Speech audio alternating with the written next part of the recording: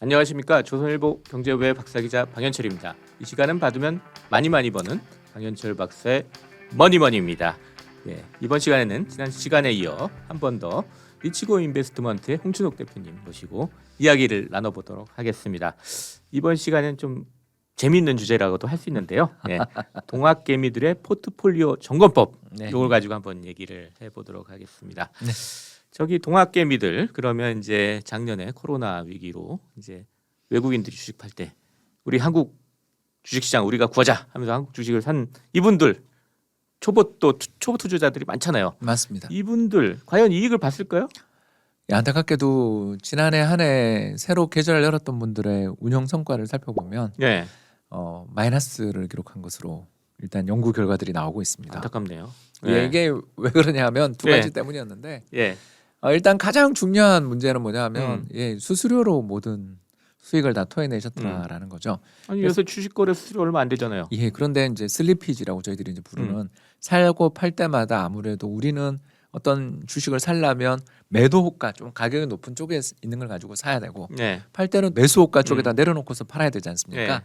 그러니까 이런 식으로 좀 사고 파는 과정에서 비용이 들어가는 게 첫 번째고 두 번째가 뭐냐면 증권 거래세를 다들 무시를 하시는데 그게 상당히 크지 않습니까? 네. 그리고 마지막으로 또 문제가 뭐냐면 지난해부터 올해 사이에 지금 물론 이제 2021년 접어들어서는 좀 시장이 올해는 별로 재미없습니다만 네. 지난해 저점 대비해서 그래도 주가가 거의 2배 올랐으면 배 올랐어요. 예, 그렇죠. 그렇다면 시장의 어떤 주도주라든가 음. 시장에서 어떤 추세를 만들어주고 시장의 대중주들이 있다면 그 주식을 진득하게 좀 잡고 오랫동안 투자를 해야 되잖아요. 네. 근데 지난해 시장에 참가한 동학개미들의 평균 주식 보유 기간이 8일이 안 되는 것으로. 한 일주일 약간 넘게. 네. 예, 그래서 공중에서 50회전 정도를 시키신 것으로 나옵니다. 그래서 네. 지난해 한 해 동안에 우리나라의 개인 투자자들의 거래 대금이 얼마냐면 8,600조. 8,600조요? 네. 그러니까 우리나라 시가총액이 2,000조 좀 넘잖아요. 예. 근데 이걸 4번을 공중 사회자는 그러니까 개인 투자자 혼자 그렇죠. 개인 그러니까 일반 투자만 했다 그러면. 법인이라든가 네. 뭐 기관이라든가 또 외국인이라든가 대주주 지분은 다 빼고 개미 지분만 갖고 공중의 사회전 이상을 시키신 거죠. 그러니까 이렇게 신나게 매매를 하신 것까지는 참 기분이 좋았는데 이렇게 매매를 자주 하게 되니까 이제 두 가지 문제가 생긴 거죠. 첫 번째는 비용이 엄청 많이 나가셨고요. 네. 그래서 명목 성과는 좋았는데 비용을 차감한 순성과는 마이너스가 났고 두 번째는 뭐냐면 시장이 진득하게 오를 때 좀 뭔가 이렇게 딱 잡고 가야 되는데 단타를 치시니까 네. 자기가 팔았던 가격보다 주도주니까 더 올랐을 거 아니에요. 뭐 삼성전자, 카카오가 내가 차익을 실현하고 난 다음 딱 돌아서 보니까 더 비싸단 말이에요. 그러면 그게 주도주니까 그걸 다시 사야 된다고 우리는 생각하지만 사람의 마음은 앵커링 그 단내림 효과라고 그래서 자기가 팔았던 가격보다 더 비싸게 다시 못 사요. 그 주식을.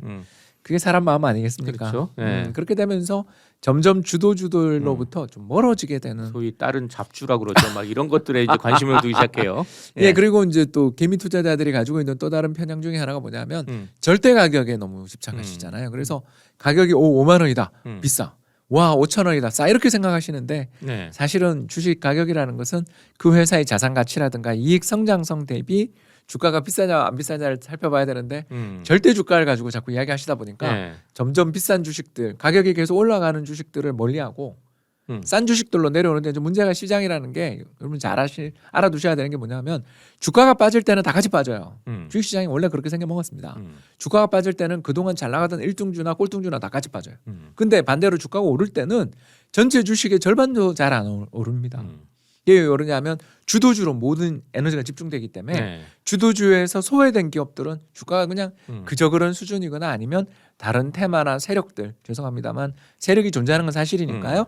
세력들이 어떻게 운 좋게 그 주식을 건드려주지 않으면 그냥 영원히 잠수함 같이 그냥 물 밑에 계속 머물러 있는 거네요. 예, 물 밖에 나오지를 못하고 시장에 어떤 관심을 받지 못하고 머무르게 되는 경우들이 있는데 시장에서의 주도주 또는 시장에서 시세를 이끌고 가고 있는 어떻게 보면 검색 상위를 차지하는 기업들하고 자꾸 멀어지면 멀어질수록 시장에서 성과가 나지 않는 경우들이 종종 생기는데 이걸 잘 이해를 못 하시더라고요. 그래서 절대적인 주가를 자꾸 보시면 안 되고요. 그 주식이 정말 모멘텀이 있는가, 미래 이익 전망은 어떤가, 그리고 현재 지금 시장에서 흐름을 볼 때 이 회사가 주도주에 속하는가 네. 이런 것들을 좀 잘 새겨서 투자를 하시면 좋지 않을까 생각이 듭니다. 근데 주가가 진득하니 오르는 게 아니라 막 올라갔다 내렸다 올라갔다 막 그러니까 저기 초보 투자자들 입장에서는 이 자꾸 팔고 싶고 뭐 그런 맞습니다. 생각이 드는 거 아니에요? 이렇게 예. 특히 한국 시장이 이제 변동성이 이렇게 올라갔다 내렸다 하는 게 큰데 이런 이유는 도대체 뭘까요? 두 가지 이유인데요. 네. 맨날 두 가지가 나오고 있습니다. 예. 첫 번째는 한국 경제 구조가 그렇게 생겨먹었다라는 거죠. 전체 GDP에서 차지하는 수출 비중이 거의 올해는 거의 한 50% 정도로 되는 걸로 보이는데 네. 우리나라 수출이 지금 수출 수입 합쳐서 1조 달러 넘어섰다고 10월에 나왔으니까 네. 이대로 가면 1조 2천억 달러, 1조 3천억 달러가 되면 우리나라 1년 GDP가 2조 달러 조금 안 되니까 GDP의 전체 수출입의 규모가 거의 60-70% 이상 네. 되는 굉장히 수출 비중도 높고 수입 비중도 높은 이런 교육 국가인데 수출이라는 게 우리 마음대로 잘 되는 게 아니라 그렇죠. 외부 여건 충격을 예. 받잖아요. 그래서 예를 들어서 2020년 상반기 코로나 쇼크 터졌을 때는 수출이 마이너스 20% 이상 확 빠지다가 떨어졌죠. 올해 또 4월인가 5월에는 네. 플러스 46.7%였어요. 네. 그러니까 이게 뭐 완전히 그냥 이 진폭이 너무 커요. 그러면 기업들의 입장에서 볼 때 수출 잘 될 때는 가지고 있는 설비와 가지고 있는 인력만을 가지고서 매출이 늘어나는 왜냐하면 가지고 있던 재고로 다 팔 수 있으니까 네. 이런 식으로 해서 수출 잘 될 때는 기업들의 이익이 엄청나게 좋아지는데 수출 잘 안 되면 설비랑 인력은 그대로 보유한 상황에서 매출만 감소하니까 고정 비용이 그대로 있는 상황에서 매출이 줄어들게 되면 적자를 기록하거나 이익이 나빠지죠. 예. 결국 이런 요인들 때문에 기업들이 한국 주식 시장에서 어떤 안정적인 기업 이익을 유지해 준다든가 추세적인 기업 이익의 상승을 기록하는 기업들을 찾기가 되게 어려운 거죠. 그래서 시장에서 안정적 기업 이익을 뭐 기록해 주고 꾸준히 우상향하는 기업들 찾기가 굉장히 어렵고 그런 기업들은 또 대부분 비싸요. 이게 이제 첫 번째 문제고 네. 두 번째 문제는 이제 여기서 파생되는 건데 기업들 입장에서 기업의 이익이 올라갔다 내려갔다 올라갔다 내려갔다를 끊임없이 반복하는 시장이라는 걸 다 알고 있어요. 그리고 불황에 현금을 제대로 확보 안 해놓으면 그 회사가 어떻게 될지 모른다라는 공포에 시달리죠. 뭐 얼마 전까지만 해도 우리나라를 떨쳐올리고 있던 거대 기업들이 자회사 계속 매각하면서 간신히 살아남고 또는 구조조정 단행하는 과정들을 우리가 지금도 실시간으로 뉴스를 보고 있잖아요. 네. 그러니까 그런 기업들 입장에서 어떤 선택지를 가지게 되냐면 안타깝게도 배당을 안 주려고 듭니다. 이게 무슨 말이냐면 언제 어느 때 돈이 필요할 수 있고 불황이 올 수 있다는 걸 알기 때문에 기업이 이익을 많이 내더라도 주주들한테 보상하기 싫어해요. 예. 그렇게 되니까 어떻게 되냐면 우리나라가 전 세계 주요 선진국들 또는 주요 주식시장 52군데 중에서 배당 수익률 그 배당 성향이라고 하는데요. 기업 이익 중에서 배당으로 지급하는 비율이 꼴찌 아니면 꼴찌 밑에서 두 번째 정도 되는 예. 세계 최악의 배당 지급을 해주는 나라가 되는 거죠. 근데 이 배당 지급을 이렇게 안 해주게 되면 무슨 문제가 생기냐면 투자자들이 기업 이익에 관심이 없어져요. 이게 무슨 말이냐면 어떤 회사가 되게 이익을 잘 내고 엄청 성장해요. 그러면 그게 왜 주가 상승으로 연결되냐 하면 대체로 이익을 많이 내면 기업들이 배당도 배당을 잘해주고 많이 또 주가가 줄 못 것이다. 오르면 음. 자사주 매입해서 소각함으로써 수급을 개선시켜줘서 주가를 네. 올리게 되는데 우리나라는 배당은 세계 최저의 쥐꼬리 배당에 거기다가 자사주 매입한 건 소각 안 하고 들고 있다가 경영권 방어용으로 쓰거나 아니면 물적 분할할 때 경영권 쥐고 있을 용도로 쓰게 되는 이 거버넌스라고 우리가 부르는데 ESG에서의 그 거버넌스에 해당되는데 기업들의 이익에 대한 어떤 통제 이게 굉장히 집착이 심하다 보니까 배당도 지급하지 않고 자사주 매입도 안 해주고 또 물적 분할이라든가 자회사 상장 등으로 끊임없이 자금을 조달하기만 하니까 투자자들이 어떤 생각을 가지냐면 이 회사와 내가 같이 동반 성장하고 이 회사를 내가 마치 소유한 것처럼 투자하라라는 워런 버핏 스타일의 투자 네. 전략들이 우리나라에서는 안 먹히는 거죠. 잘 안 맞는다. 그러니 그렇군요. 투자자들 입장에서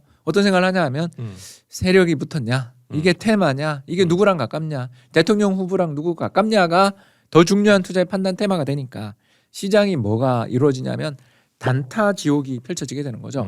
그래서 이런 단타를 치게 되니까 또 기업들 입장에서는 평균 주식 보유 기간 7일이나 8일짜리 주주를 자기 회사의 주인으로 상장을 그걸 안 하겠죠. 네요. 그냥 손님 취급하는 거죠. 네. 네. 그래서 이런 악순환이 우리나라 주식시장에서 벌어지는 겁니다. 그래서 이익 변동성도 크고 배당이나 자사주 매입도 안 해주고 그리고 주주들도 이익의 성장, 장기 성장에 관심이 없는 이런 단타 시장이 지속적으로 벌어지게 되다 보니까 우리나라 주식시장의 변동성이라는 것은 엄청 커지고 특히 쏠림 현상이 우우 쏠려 다녀요. 그래서 시장의 테마가 하나 부각되면 그 테마가 정말 이익이 되느냐 안 되느냐는 따지지 않고 일단 나보다 더 비싸게 누군가가 사줄 사람이 있느냐만 생각하게 되는 또 다른 바보 이론이라고 저희들이 부르는데 또 다른 바보가 나보다 이 주식을 이 집을 더 비싸게 사줄 거야 라고 생각하면서 투자하는 것을 저희들은 이제 전형적인 모멘텀 투자라고 부르는데 네. 우리 박 박사님 뭐 잘 아시는 주제지만 이런 모멘텀 투자가 한국 주식 시장에서는 거의 절대적인 다수를 차지하니까 오를 때는 되게 잘 오르는데 모멘텀이 한번 꺾이면 특히 아까 이야기했던 뭐 수출의 모멘텀이라든가 시장에서의 어떤 돈 들어오는 힘이 딱 꺾이는 순간 이 모멘텀 약화되고 난 다음부터는 시장이 비리비리해지는 부지부진 횡보장 또 뭐 이런 얘기 나오죠. 외부 충격이 올 때는 또 다 도망가니까 왜냐하면 손절이라는 또 매매 전략들을 펼치니까 스탑로스라고 하잖아요. 네. 그런 전략을 펼치는 투자자들도 되게 많기 때문에 결국 시장이 위아래로 변동성이 거의 세계에서 제일 높은 편에 속하는 그런 시장이 되고 말았다. 이렇게 볼 수 있는 거죠. 이 단기적으로 시장의 성격이 바뀌지 않을 것 같은데 그게 이제 지금 주류적인 생각이니까 그렇다고 해서 투자자들이 투자 스타일 예컨대 아까처럼 단타 뭐 며칠 8일 이상 이렇게 단타를 하지 않고 장기적으로 보유하는 전략을 바꾼다고 해서 이 시장이 나아질까요? 아니요, 저는 그렇게 생각 안 한다는 거죠. 우리나라 주식 시장이 해결되려면 두 가지 방법밖에 없잖아요. 하나는 네. 기업 이익이 안정적으로 가든가 다른 한쪽에서는 기업들이 배당도 잘 주고 자사주 매입도 해주고 그러면서 주주 중심 경영을 해주던가. 근데 둘 다 지금 별로 가능성이 없잖아요. 그렇다면 우리나라 투자자들도 시장이 이렇게 생겨먹었다는 걸 인정하고 투자 전략을 좀 바꿀 필요가 있다는 거죠. 즉 시장에 항상 있어야 되냐라는 거죠. 그러니까 저는 장기 투자가 답이다라는 식의 그런 주장에 대해서 동의할 수 없는 거고요. 네. 우리나라 주식시장은 지난 10년을 놓고 보면 잘 오르는 2년 그저 그런 8년 정도밖에 없는 시장이란 말입니다. 결국 그저 그런 8년 중에는 패닉도 있는 거고요. 지난 2011년부터 시작해서 2021년까지 지금 만 10년을 한번 돌이켜 보시면 2017년 그리고 2020년 이 두 번을 제외하고 오른 해가 없어요. 그 뒤에 보면 빠진 해는 3-4번 정도 아주 시장이 패닉을 일으킨 해는 3-4번씩 있었지만 문제는 시장이 추세적으로 꾸준히 올라갔던 한 해 내내 올랐던 시기는 지난 10년 중에 2년밖에 없거든요. 그렇다면 투자자들한테 제가 드리고 싶은 이야기는 뭐냐 하면 뭐 우량주를 장기 투자를 하면 된다든가 한국 주식시장에 돈을 묻어두면 돈을 번다든가 같은 이야기는 인내심을 가지고 있고 시장에 대해서 굉장히 뭐랄까요 잘 알고 투자의 프로들은 그 말이 통해요. 저는 그건 동의합니다. 근데 대부분의 지금 동학개미 부분들 입장에서는 이런 식으로 투자하라는 말을 듣는 순간 화가 날 겁니다. 아니 지금 일단 내가 돈을 벌지를 못했는데 거기서 무슨 물린 상황에서 장기 투자를 이야기하냐 하고 화가 나죠. 그러면 이런 투자의 어려움들을 가지시는 분들한테 제가 드릴 수 있는 것은 뭐냐면 패닉에 투자하는 수밖에 없다라는 거죠. 시장이 패닉이 날 때 투자를 하는 수밖에 우리나라에서 돈 벌 방법이 없다는 거죠. 그럼 패닉은 어떻게 나오느냐? 그럼 별거 아니에요. 우리나라 수출이 마이너스 20%또 기록하는 날이 또 올 거 아니에요. 안 오면 좋지만 올 것 같지 않습니까? 네. 박 박사님 그렇지 않아요? 네. 우리나라 수출이 뭐 그렇게 세계 경기 안정적인 적이 영향을 있어요? 받기 때문에 그럼요. 꼬꾸라들면 우리 수출도 영향을 받습니다. 그때가 왜 좋은 투자 얘기가 되냐면 우리나라 수출이 마이너스 20% 기록하고 우리나라의 주가가 되게 부진한 경우들이 찾아오게 될 때 무슨 일이 벌어지냐면 환율이 급등해요. 왜냐면 외국인이 다 빠져나가잖아요. 2020년에도 우리 그랬지 않습니까? 네. 달러에 대한 원화 환율이 1,300원? 뭐 이 정도까지 올라가잖아요. 그러니까 우리나라는 어떤 일이 벌어지냐면 수출 부진하고 환율 급등할 때가 주식시장에 진입할 최고의 찬스인 거예요. 왜? 주가가 싸니까. 그리고 두 번째, 환율이 그렇게 급등하고 나면 우리나라가 당장 환율 급등하면 이익은 안 나죠. 근데 그 환율 레벨이 6개월, 1년 유지되면 우리나라 기업들이 바보가 아닌데 특히 아까 이야기한 것처럼 불황을 대비해서 현금을 잔뜩 확보해 놓고 있는 기업들이니까 환율 좋을 때 바이어들한테 전화를 할 거 아니에요. 20% 깎아줄 테니까 한번 우리 제품 써보시겠습니까? 네. 그리고 그 경기가 안 좋을 때는 또 전 세계 주요 중앙은행들이 금리를 인하해주거나 재정 정책을 펼칠 때니까 당장은 안 좋더라도 6개월, 1년 뒤에 결국 우리나라 기업들 매출은 좋아지거든요.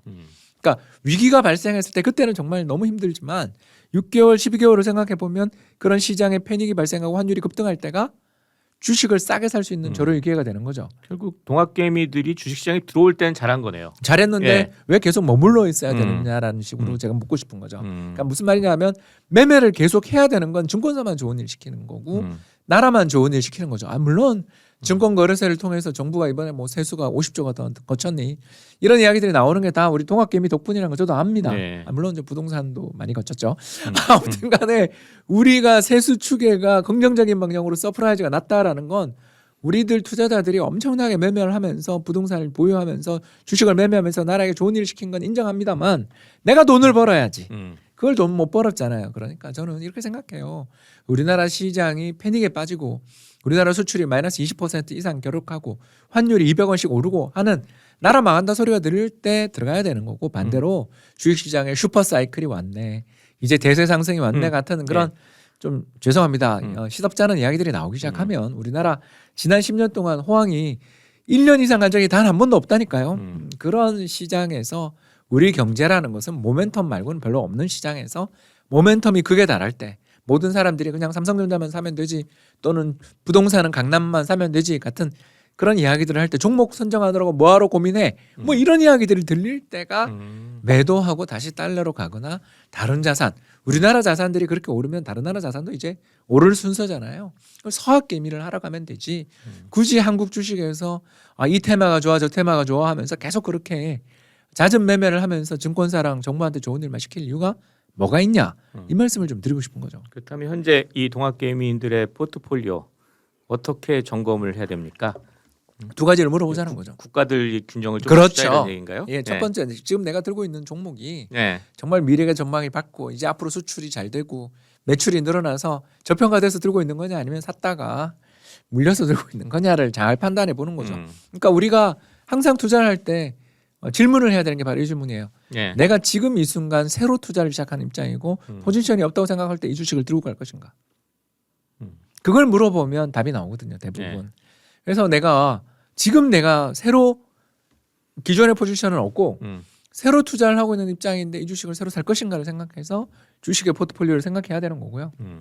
두 번째, 그런 개념을 가지고 생각을 해보면 이 주식 계속 가야 되겠다. 아니면 정리해야 되겠다 나오죠. 그럼 정리해야 되겠다고 생각될 때는 아까 제가 말씀드린 지난번 시간에 말씀드렸던 것처럼 우리나라 올해 주식시장은 모멘텀이 점점 약해지는 시장이 왜냐하면 수출이 지난 5월에 꺾였으니까. 네. 그리고 경기 선행지수가 3달 연속 하락했잖아요. 그러니까 우리나라 경기가 앞으로 불황이 온다가 아니라 탄력이 둔화된다. 탄력이 둔화되는 시기에는 우리나라 모멘텀 별로 안 좋고 종목을 잘 고르는 또는 세력과 친한 사람들이 수익이 나는 시장이라면 이 시장에서 내가 돈 벌기 어렵다는 걸 인정하고 지금 모멘텀이 살아있는 그리고 이제 본격적으로 서비스 쪽 매출들이 크게 증가를 하고 있는 선진국향 투자를 한번 고민해보자 이 말씀 드리고 싶어요. 그럼 앞으로 이제 자산 배분 전략 어떤 식으로 좀 하는 게 좋은지 예컨대 뭐 미국 몇 %, 중국 몇 %, 한국 몇 %, 이렇게 좀 조언을 해주실 수 있나요? 예, 저는 뭐 중국 주식은 0이고요. 예, 정확하게 말하자면 조금 갖고 있었는 것도 정리했습니다. 예.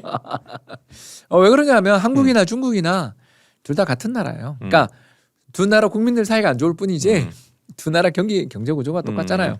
수출로 먹고 사는 나라고 주주들한테 전혀 배려가 없는 나라입니다. 네. 이런 나라들에 대한 투자들은 아까도 이야기한 것처럼 경기가 되게 나빴다가 올라오는 모멘텀이 좋은 시기에 투자를 하는 게 좋기 때문에 제가 예를 들어서 전체 자산이 그냥 이 가정입니다. 100이라는 자산을 들고서 제가 투자를 하고 있는 입장이라고 한다면 적어도 전체 올해 우리나라 내년까지 전체 포트폴리오의 한 6할은 미국이나 선진국 쪽에 갖다 놓고 싶고 4할 정도만 한국 시장에 갖다 놓고 싶고 그 4할 중에서도 절반 정도는 최근에 우리나라 국제 금리가 급등했어요. 이게 뭘 의미하냐면 금리가 오르고 앞으로 인플레이션이 굉장히 강하게 발생한다라는 공포가 반영돼서 시장 금리가 폭등했거든요. 그럼 이런 시장 금리가 폭등해 있다라는 건 저가 매수의 찬스지 않습니까?